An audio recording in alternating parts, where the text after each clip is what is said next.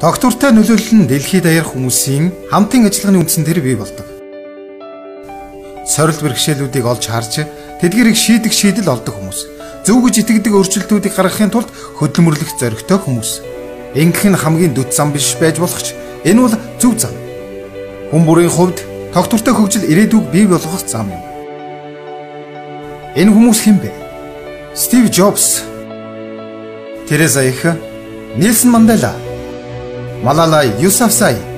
Тэдний үйл хөдлөл, нээлт, бүтээл, буйны үйлс улс төрийн хувьсгал болон залуусын дуу хоолойноос ч илүү дуурал болон үлдсэн. Тэдний нөлөөлөл ард иргэдийг соёл давнан харилцаж, хүн төрөлхтний төлөө зүтгэж, тэгш байдлыг дэмжиж, мөн хүйсийн тэгш эрхийн төлөө нэгдэхэд уриалдаг. Тэд бол дэлхийг өөрчлөх хүндхэн ч гэсэн зөв замыг сонгосон хүмүүс юм. Гэхдээ тэдний шиг хүмүүс бидний дунд ч байдаг.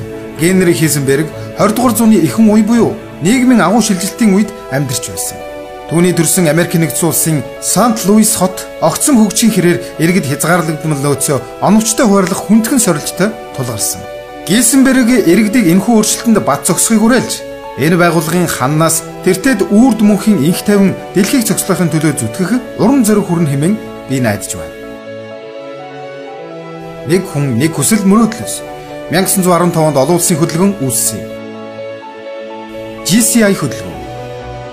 Гизенбергийн алсын хараагаар хийсэн GCI хөдөлгөөн идэвхтэй иргэдийг хамруулж, олон өөр нийгмийн бүлгүүдийг холбож 11 сая гишүүд бүхий баатруудын хамт эерэг өөрчлөлтийг бүтээсээр байна. GCI мянган нийгмийн бүлэгтээ хүрч нөлөөлж, дэлхийд даяар 1 тэрбум гаруй хүмүүсийн амьдралд өөрчлөлт гаргасан. Энгийн иргэдийн хүчээр гайхалтай үйлс бүтдэг. Танд ч бас өөрчлөлтийг эхлүүлж, гайхалтай үлгэр дуурайлуулах боломж бий.